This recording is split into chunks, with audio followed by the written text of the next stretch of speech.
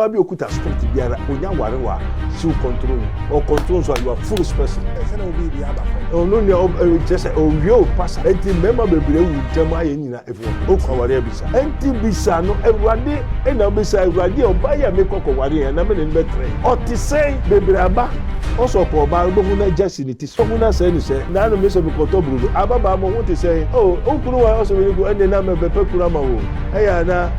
ma besra why na me to ade ni wie anajo baba e da say oh me ba besra.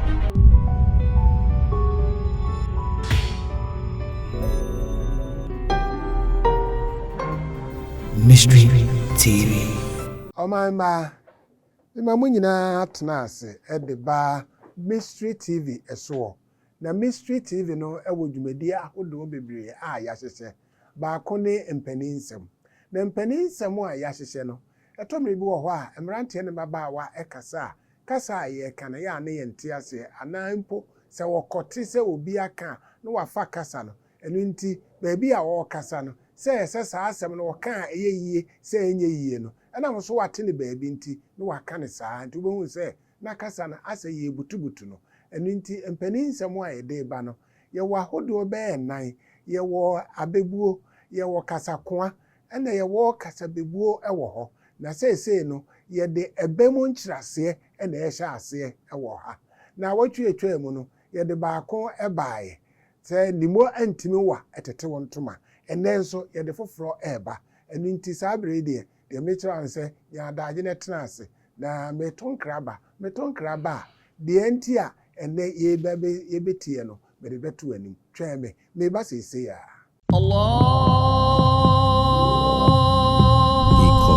In the name of Jesus.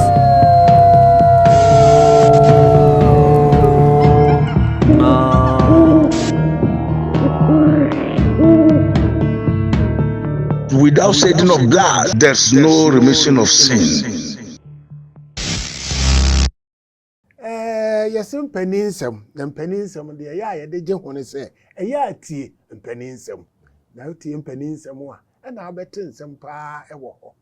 Tete no de, ne na nanom na tie. Eni nti won ka asem ne bu ho a, ne ya fa ne say ase wo di agro. Na emo bra ye nyini ben no, eni hu say na nya gudie na wo di na emo no, na wo ka asem e de asie yen. Na wotwe etwa mu no, ye betie say animo antimi wa etete wontoma. Ene ye de foforo nso eba na foforo ye de eba no ye ne prophet Abednego na eba besia prof Eja em watena ase ye nua yo we de MPENINSEM na ye de eba na ene eden na wo de eba ene no nia ye de eba eye ukwaware a bisa hey empemfo bu bisa ben na madwe ho a aboho mpai na my spiritual research Bible nankasa actually say the reproof of instruction is the way of life. The reproof of instruction is the way of life. As I say, so be kasem ana wachira oblibi na untia se we hu a abrabono na ebe kire wo. Asema ye kan ye no wan hu no. Yo, obra na wo bo no. Eno ne bedi adanse se asem na papa ne kan no se ye nokore se ye nokore entina wo kwa wade a bisa na eno ne se wan ne antiade unse yesuma no wankwa na sese we de wo kwa antiade yo ye tumfu de wantia ye de kwa antiade. That's the reproof of instruction is the way of life. But ye kasam chiro na wuntia ukwa hifa antiade kese wo ho be ya ma abebo wani so yiwu asema wo kai a utuchire no eno na aba besi no na bo besi no wa besa wo so enti mehu se nkrofo bebre na won kire wo fie won kire wo school won kire wo asori mo na won kire wo sumase na won kire wo gwaso eye tete MPENINSEM se eye MPENINSEM nti se wan nyo pani bi a mewa wonte ase mo enti no se wonni pani a due ye chine so ye beba next time program ka mi fato Se wonni pani a due se due no eye mpeninsem se de onyankopon kan se wato abofo bi abegu yeso na yenue ne due no wanti ase na wotwe ba ye due ne beba pepepe enti adenti na wokwa wade a busa yo watro wo bible mu abakosem se a man that is born of a woman is of few days and full of trouble. Onipa yeka onipa na nka onipa ene obema. Onyankopon mu no woka onipa oni bema. Ndi woka nipa eye mema. Na mema nso bi eni wa oba anwo no. Dan ya oba na be wo but woka onipa nso eye bema. Entino, a man that is born of a woman is full of his few days, full of trouble. Why? Hey, onipa oba wo no. Na kwan ye kitwa bi, but o ha unkuto. Entina nia atibia nso no eso ware. Yes. Na nia oba ware nso no obema nso nia atibia eso ware oba. Na mpayemfo no trans hu se amane epenisie ohaw obre amane nyina fi awarem Adam ne nkwa no nyame bɔ no na ɔbɔ no wie no sɛ onya ne seso boafo ene na ɔmpɛ ɔba enka ma no ene ɔpɛ ɔba no no nyakopɔn de na adwemu sɛ me bɔ no na wabɛboa Adam ɛyɛ onipa nti ọba de ọba beboa onipa na onyankopon ye se monware na mo ase ndore te se po ano anwea na mundi biribi a medi amamo no so enti mra onyankopon twe ne ho o kyerɛkyerɛ mo niam bebree onyankopon so me kwa ahaba nti mun ko hwɛ na montra ho pa no bi nso bae sa na woka na asem so bonsam okofa owoso denti na ofo owoso owo ye obi a na nani abue owonyansa is very wise into obonsam yusu owo na o yusu owo no oma owo no kobisa oba first ana onyankopon se mundi bribia na dua we die na esi tro no mfimfiro mundi ana ade na wanko Adam ko enti oba ena obonsam woso ne hwe enye obema essence oba oye weak se won fimpade ba ko ene ball enti ono onye fool enti woka onipa ene obema enti no owo ne dada ne wie no so o dia wani bebie na wani bebie no eyowuo nkyerase owo nkyerase ne se ubetuma free ohunemu wani eyohoho right obi wani a osan wohoho amen enti mra Adam nini honum se na awa o hefa oso mi wa ha o ye den oso meni owo kasa owo ne se den oso odua na onyankopon se na Adam guso gira ha na Adam nso hwe ana oso jai amate wo se dua na eye de pa sa na owo ne ka enti no mamati bi kura di na enti wonso jenadi ye wie ya ni satamu no na owo na nyakwa wura oba no enti na Adam nimu se eye obi foforo ene kasa fi ne yire ne mu right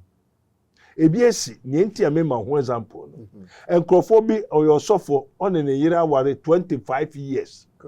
25 years awomba niama nyina ebasa eno mba so papa oyire ne maame ena one ne da o say hey Abednego ye kasa Abednego say ebusua otete nkrofo ntem ye kai wan kasa ena wo ba him so monda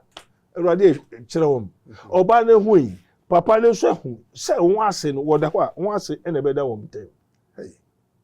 enti na monhwɛ na monkobo amho na mommra na wonhwɛ wodu fia pa na afede ne yere ne fra ne kunu ja osofo na asem kura na ne atibia ye be nti wan wo kura nya hwe nti entra ɛna papa nso oh sɛ me yere akasa dia sɛ na onim sɛ naase no ɛna ebowura ne yere no ɛna ɛkasa kyerɛ no sɛ na ɔwɔ no bowura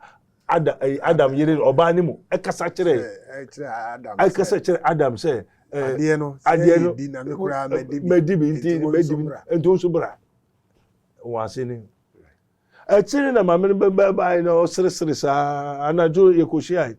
maame no sese sɛ ɔsɛ mawie wɔn no so wawie wɔn sɛ oh mafa ne yere no akasa kyerɛ nti ne papa no ɔmba bio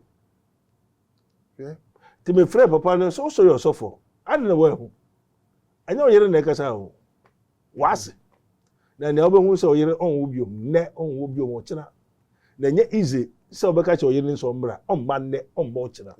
because something is now controlling her biribi yɛ dɛ ɛte ne mu a so ɔhu sɛ wankɔtena ne mu a very good wɔn bɛba ne ho ade pɛpɛpɛpɛpɛpɛ nti ɛsei no ɔbaa ne maame ɛna ɛti ɔsɔfo ne yere mu ɔbaa ne mu nti mmerɛ if ɔka sɛ Adam din no ɛnyɛ if na ɛkasa o ɔwɔ no ɛna ɔwɔ no nso kasa no ɛnyɛ ɔwɔ no Satan that's right sɛ yɛde afa nipa mmiɛnsa so sa pɛpɛpɛpɛ nti onipa tumi tena onipa mu honhom tena nipa mu saa na onipa nso onyame bɔɔ no sɛ ateasefoɔ kra nti onipa yɛ ade a biribi yɛ dɛ ɛte ne mu nti mpɛfoɔ bi sɛ wokɔ aware abisa woyɛ mudie wonhyira wo biribiara bɛkɔ soro bɛba fam o wobɛyɛ yi o ɛfi wawareɛ nti wokɔ awadeɛ abusa no afei na yɛreba so sɛ na wobusa a ɛbɛyɛ yi ama wo mo watwerɛ sɛ commit your ways unto the Lord fa wakwan hyɛ Awurade nsa it is written what you say Psalm 37 going verse 1 also commit your ways unto the Lord fa wakwan hyɛ Awurade nsa na fa ho to ne so na ɔno na ɔbɛyɛ fa wakwan waware wadwuma umma ukunu oyere obiribiara aduan kra obedi kura fa hyɛ onyankopɔn nsa na asɔfo no ya mfrɛ wonim ti wontume nkyerɛkyerɛ mu adensefo ntume nkyerɛ wo sɛ biribia obɛyɛ bia fa hyɛ onyankopɔn nsa enti wahu obi ɔba na opɛso nware na ne ati biara no ɔba no ɔbɛma no sɛ waware o so nware o ɛyɛ obidia yes ofi abusuam ndi abusua no nso ye wotumi a ɛwɔ abusua no mu ɛhwɛ wɔ mo so ɔbaa no ye wo no to abusua mu wo be ma nso ye wo to abusua no mu ndi ansa na mo be ware mo okunu de da mo wo yere de da to me bi control mo de da to kwa ware abisa ne ni o bebira ko ware ɔbaa ɛyɛ obi kunu bosom yere familiar spirit many nkrofo ko school I'm a friend from me no nyina ababa akokura na mepene pa me am to me ko for guess ni ama ya me sanka no wa ko for guess me ye ni nyina ma ya ma ko friend nsuo no so me man nkosu ma ye dia man so anche no hey I don't say anti e chi no na me time me start be so for them say dey me ntia say me san try and ababa ne ba ne sin na te say also tell my yeko school na oni say me obefo that's right osan ekuta the familiar spirit osan consume say no yensuo ba and this uncle teaching ni ye oye ni biribi ye and no nso no ohun say okuta tumi a say obe use wa open obepre say eno eba mu a obenya osutumi obi oba bi okuta spirit biara onya ware wa she will control you or control so you are foolish person say na obi bi aba form no ne just say o wi o pasa enti mema bebre wu ntem aye nyina efo myere o kwa ware bisa wa brabo you so say wa ware pe na odi aba but say so for wa kwai she Awurade nsa wa brabo oyere umma wajuma obere biara de obisa Awurade o de she Awurade nsa na wa kire o but wa ware no kwa ware bisa no fie hoya obaya me kwa ware ni Awurade o te sen so wani mienu o wani miensa o wani anan se de ti na si femo se ne nan kire suro so te sen nanso ene asemrante ne maba awa no ye musa enti no woni fiti ya grigri no wan say nyinsan abam ya ware ya wie mo enti ko court sesi a the most document ewo ho nyina aware case oyi 1999 a aware case then ti aware case divorce ye go aware no na mpa ye go aware ni say then they say no abayo no lokuta ne beyi no odinyi bebere aba medi sa asem no bebere also for me go mbe yansa na papa no be ware mi o enti na mento nchire na mento nchiro chira sesi a obi fi Switzerland America wa be ya de ni na ne yira sesa ne magwan so on yi beye ni ne enyi beye no chira ena ne beye ni be chire nso na obeye na de obeye nso unye ni jeda unhu nto da oya de na enye kura koka okoka enti de bia na odwundwun wagimi ena beye ni se no ne onye na ne awokai obi asusu asem bi hu a kire me na akwa yesa besim woni oba bi se be etwempra yo ono aka yesa oba ne ho ofe na ode to ha no afa ha ode to ha no afa ha nti afede ode na koto adepam mu aka akra so oba bewie yo ode ne koto adepam mu no kura ne papa ne maame kura ntimi mfre ne kan se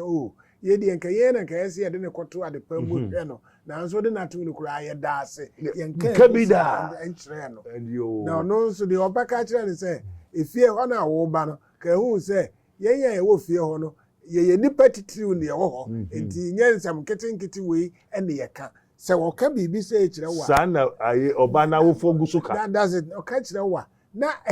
ena wade no wugiri se bekwa koduro yo obu be nipa nketenkete wo ya ahimma ne ahimfo wo sunsumu to be so kire wo se ya ahimfo ni ahimma wo sunsumu na una ode ko so ejuma ye o se wa ye biri unka hu ye wo so ejuma wa ga ko so ejuma hwe ena ni edika so wa ga so be ware ana wa ga so be o ware fo ye ni petitiru omo kings and the queens in the family enti wo na hu no say ode ko so ejuma you are fool wajimi ogo ware o ba de ko so ejuma ode na mu fichire keke ai obe wi ejuma ko wa ga so ye kwasea owie adwuma ne wi a obenya obi okuta ka okuta oye dimu no wa yisule so ana ebi kura na ono ye nware no se kana mbe oyo hima enti awade pa awade pa debi ya churo ato ho because obema obi a ya churo no ho asem to what you say enti bisa no ewrade na bisa ewrade oba ya mekoko ware na me ne be train otisei bebraba also po ba ugbohun na jesi ni tiso ugbohun na say ni say na no me so be koto brudo ababa mo won te say okunu wa also be ko ende na me be pekura ma wo ya na mambesra why na me to ade ni wie anajo ma ba we da say me ba besra. That's right.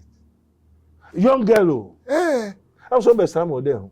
come feel go onim say me so be kuta spirit so be so wa be so ahwe enti we simple and now you be just like that we dominate you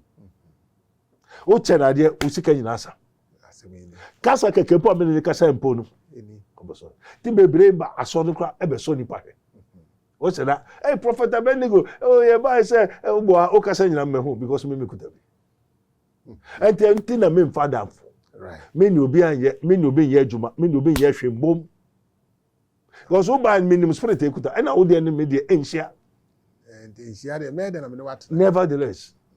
enti no bebre abrabo a ensi wo mu ye ni enti ameka ni amehu ni amate na me di ho dance enti me behwe na sampanyinsem ukwa ware a bisa no eye ade a emu ye duru eye asem kese yanka ne keke emofra aye useless ayi wonya kunu abrabo ebasa abofra obeko school na ebasa ni mama ne papa ntem atete we ware ba ko bonwa mbontu ni nyina ebebere da kono mu nsa menimo sofo bi bai ne na ahohunu sa osofo na we osofo ede na na ahohunu wakọ sote osiyo wakọ kolebu wa ye biribi aso ne na ahohunu na ahohunu ena kuro bi nso asan ba ho eja da asem papa bra papa mbacho oyire we adina oba won ni namba also o meyire so mba oyire so mba uyo bema na ukosa ho yare a oyere nkoja wa oso mma wo de ho enti ka chen se prophet Abednego as is papa no prophet no me nko ho yo papa ne ye be ya de bi na ye wi a odi be kofie ne edi kan no bra ye ya de ne ma ne wi na ya bra beji fa kofi odu fie na odu fie a dan bi wo ho anapa tututu ko bue dan no ba bia oyere tai da pa no ko hwe obekọ na apotro na da mpa ne so andene we hu ni abeya na we hu eno adedi na adedi a wo obema ontumi control yere ko bua me na me ko sa me ya o se me nko efe duru a wod bema na de bema onan no ohwa ato na o se mfe duru ni ba fie ho na bere na ohwa ne to so bienu no osofo o se memba wa asori bi omo tie osofo me yere se memba wa kwasia you fool o kwawari ebisa okwawari ebisa so bisa ya enka enkonkoduru akofa sa premier abetu fie be na what you say enti abrabo amofra ye basa ni na efima eni awade enti obohu so bi wa yeye na fe last we obebo fam sa wa ye kokro oh darling oh darling o te obohu no darling. Hallelujah. Anti before o say uni pani a echi ni me say uni pani adue ye ba bekan no. Anti panyisem eya atie panyisem panyisem bebi o bebu onichi kan tete ni wo bu onichi olmai o kopen o show sa o show o lefty o be di wasu a ye papa ga gradi jankupo ordinary ni left you on kase bebre o tu na o baba ku mienu enko ha emfa ha transfer and it bore de we na no so fa enti be ma fa bi mu tom bi na me ko ba bi me na na hwe me an obu nani o se bu ba ku bi o em hu se bibi wo ho ena me se masan wankasa o ade eche ya ansa na waka kire me se me bu mani no hu ye anka wo ko ya anka be hu de me ya enti ni nyina e kan ya bra bo ne sa na unfortunately so abrochire bia meko tran de che brodi abedi ne ko yadwuma everybody o say eyi masha so je ni akasa o tiemu ha anti manya free machese but tina me ko na je say o show so but tina me say say na what me fa kwampa so yes o de me say because one man may feel free enya me ho so na they are serving me say the be ya wonchia e wa brabo mu enti echi na mehwe yi a me be start sunsunjuma na mehwe nkrofo abrabo ha na me say hey tie MPENINSEM eya tie MPENINSEM ukwa wari ebisa ne sofie ni ya no wakomu awade yo abusuafo yese ukwa wade ebusa na asem no ye kanetra na nso ne prof achirechire mu amie hu se wayo nipa dasani a woye ba mai de nipa bebre be fa wakon mu na sabre na wakohu oba no se ne ho ofe se wo krokro wo no ma wadwene nyina asesa enti de wan hwe yi a ye kase ko bisa kro aba se oba menya na de oye na nso oye no sunsum mu na onim ne ewo mu enu nti na nana no echa ebe no edisi ho se wokwa wade a bisa na wo bisa ye be kire wo se ya efie hoye enu nti fa hokọ ana efie ho de ejadam wan hwe yi adaache wa abrabo no ebe yira saa ne ma wei ene ye mpese eba mo abrabo mu ana se kasa bi a ye nananom aka to ho no se wante ase a na wonte ase na emo no ye tra ase de ne ya kirekire wo mu ama wahu senti a ye de saa kasa ne baaye ene ne ma a esisi so honamani ene sunsum mu ene ye yi ne nyina e de a kire mu no enti MPENINSEM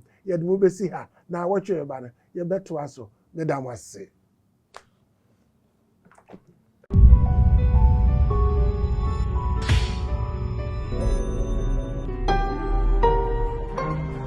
Mystery TV. Wow, Yansamo Bibia Kwaba, Evambra Raboni, Spiritual Research and Divine Medical Laboratory. Na ultimate Cassadia, Anonymous Dansiana, na Egusu Elcoso, El Raboni, Spiritual Research and Medical Laboratory. Maybe Cho, ya can't Raboni, dear, one Gasa Unimida.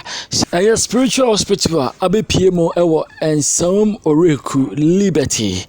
Na adansie no ayemo adansie no ayekese amamanfo enyom faudie obi odene ha obeba obia no onsan fane ha wonko na raboni de bia meka kire se a spiritual hospital sorry ye wo hospital ye wo lab no na doctor etimehwe no prescribe edru ediama no sanso na raboni spiritual research and Divine Medical Laboratory and also your spiritual hospital oba Dr. Penny Prophet Dr. Abednego ebetima show ni akoya spiritual lab na wapomoden so no de sunsum niema so aka sunsum niema ho etimi ama oniema so no etimi akoyi Hano itini bebe atimi nkebia no mekanfo Raboni Spiritual Research and Divine Medical Laboratory ma se wo ha be na da so amane be na da so fo piemu na ubenya wonkwaje enen so no adanse bebre so etimi ekoso abro adwen ene entiase so me semre no yenko na yenkoti adanse ni memra Allah in the name of Jesus.